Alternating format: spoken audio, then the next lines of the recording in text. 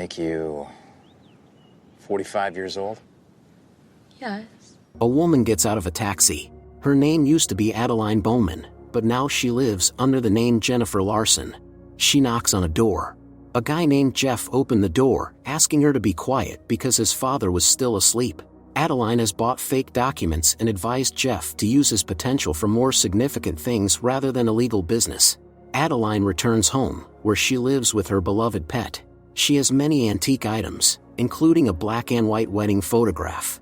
She plans to move to a farm, and currently works at the city archive. The colleagues did not expect her because today is New Year's Eve. Adeline performs her usual duties, digitizing old tapes. Some of the materials seemed intriguing to her. Adeline watches black and white recordings of the earthquake that took thousands of lives in San Francisco. Adeline also finds a recording of herself. Over 100 years ago, she was mentioned in a newspaper because she became the first newborn baby of the new year. Adeline was her parents' only daughter. In 1929, Adeline met a young engineer while walking with her mother near a building bridge. Soon Adeline married Clarence Prescott. 3 years later, the couple had a daughter named Fleming, named after her maternal grandmother. On February 17, 1937, a tragedy occurred. 2 engineers died in a collapse of construction cables on the bridge, including Adeline's husband. 10 months after her spouse's demise, when Adeline was heading to her parents' house in the north of the state, where the 5-year-old daughter was waiting for her, something incredible happened. It snowed in California. Failing to control the car, Adeline was involved in an accident. The car went off the bridge. The plunge into the icy water sent the woman into hypoxic shock. Her breathing was interrupted and her heartbeat slowed. Within 2 minutes, Adeline's body temperature dropped to 30 degrees and her heart stopped beating. Suddenly lightning struck the car. The first 2 strikes brought Adeline out of shock. When the lightning struck her for the 3rd time, Adeline's body became immune to aging. From now on, she remained forever young. For several decades, Adeline attributed her lack of aging to a proper diet and well-chosen cosmetics. She and her daughter looked like sisters. The situation became complicated when Adeline accidentally violated the rules of prenatal movement. The police officer did not believe that she was 45 years old and suspected that her documents were fake. Soon after that, Adeline returned to San Francisco and enrolled in medical college, hoping to find an answer to what was happening to her. Eventually, she came to the conclusion that there was no scientific explanation for this phenomenon. After some time, the FBI became interested in her. These strange people assured her that she had nothing to worry about, they would only conduct a few medical tests.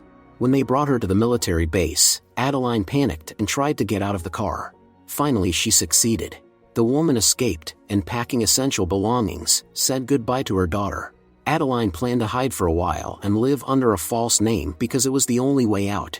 She decided to change her name and place of residence every 10 years. In the present, in 7 days Jennifer will disappear forever, and Susan will appear, who will live on the farm. Adeline has kept her secret for 60 years already. That evening, her friend Reagan called her, inviting her to celebrate the new year at a party at a luxurious hotel. Since Adeline had no plans, she agreed. At the hotel, Adeline saw an old photograph in which she recognized herself. This once again made her memories return to the past. A man named Dale started a conversation with the women.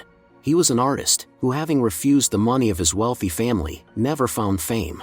Suddenly, Adeline noticed a handsome man in the crowd. Later, the daughter called to congratulate her on the new year. They agreed to meet the next day. After saying goodbye to her friend, Adeline decided to leave the party early. In the elevator, she rode with the same man she noticed in the crowd. I'm Ellis. Pleasure to meet you. A pleasant conversation developed between them. Ellis complimented Adeline and flirted with her. The woman behaved politely but did not respond to the flirtation. The first day of the year was Adeline's birthday. She spent it with her 65-year-old daughter, who looks much older than her.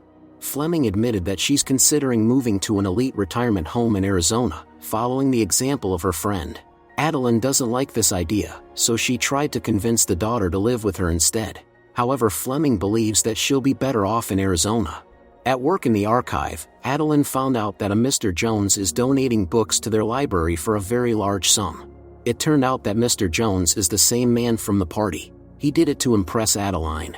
Since Ellis is a member of the board of directors, it wasn't difficult for him to find out that Adeline works here. Ellis set a condition: he'll donate books to the library if Adeline goes on a date with him. She doesn't want to, but she agreed.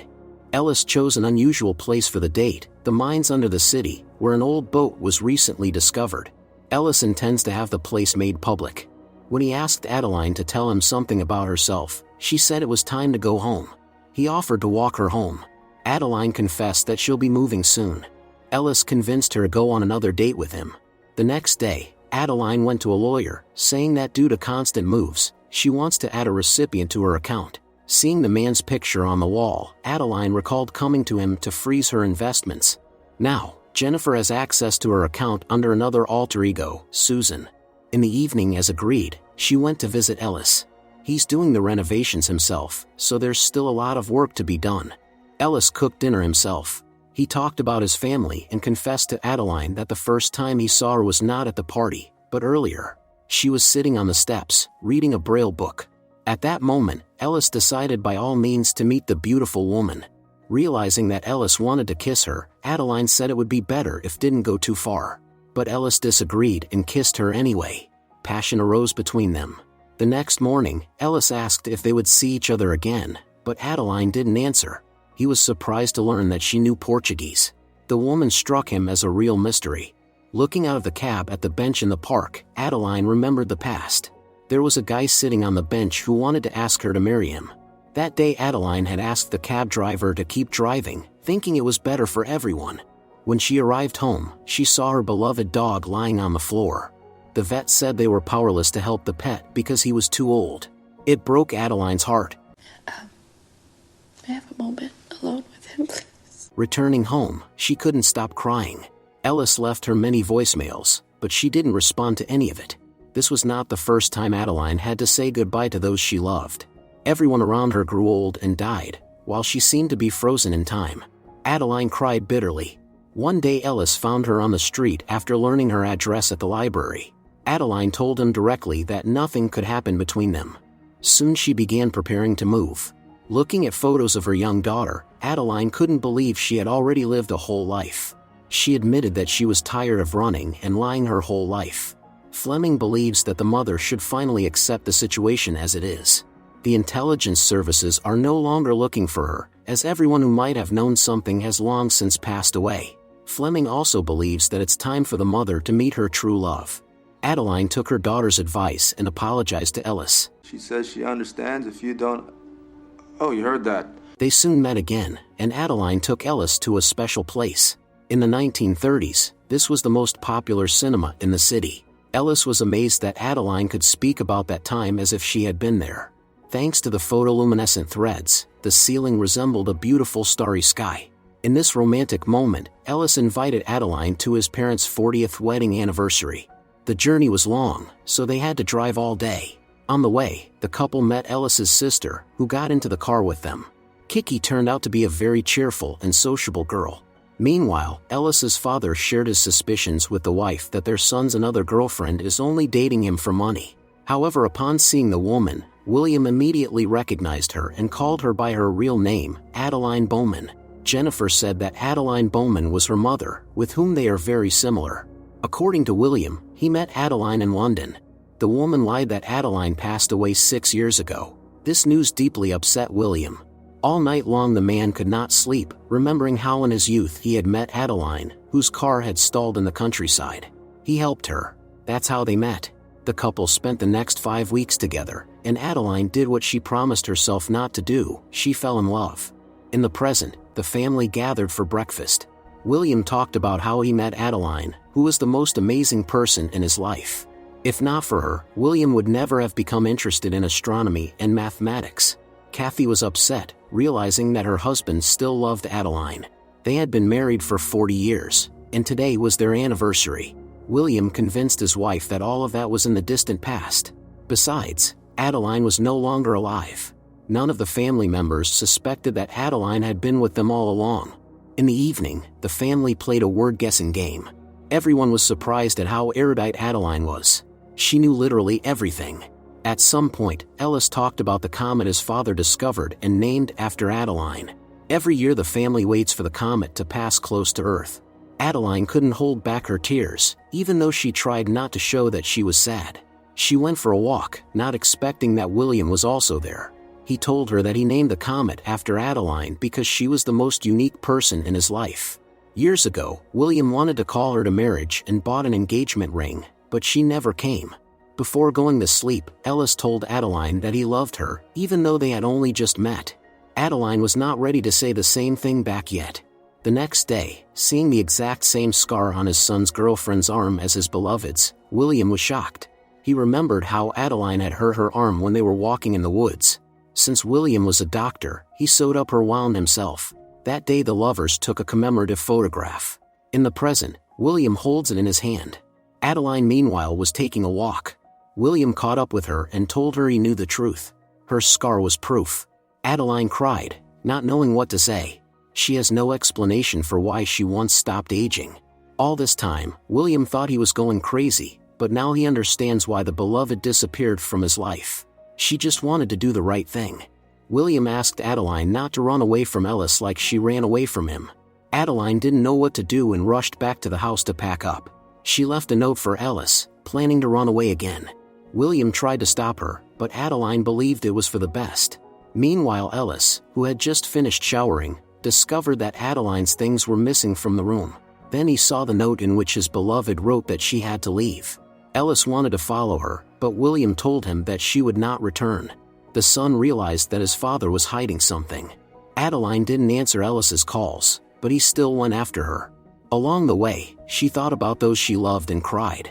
Suddenly, Adeline stopped and called her daughter, saying that she was right. From now on, Adeline would stop running and accept things as it were. Adeline was about to turn around when suddenly a pickup truck crashed into her car.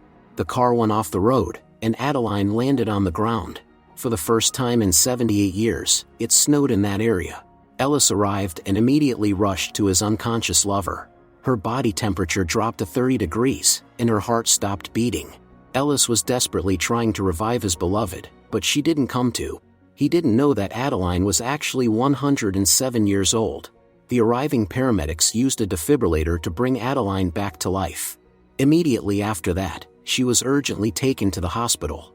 At the first opportunity, Ellis came to her hospital room.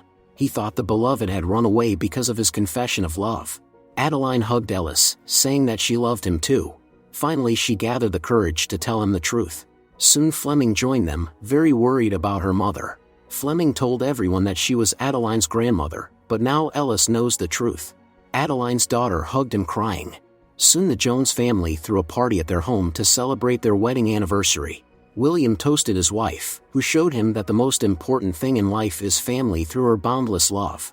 A year passed. The family got a new dog. Now, Fleming lives with the mother and her boyfriend. Looking in the mirror, Adeline noticed her first gray hair in her entire life. Realizing that she was aging again, Adeline was happy. In that year, the comet discovered by William and named after Adeline passed by Earth.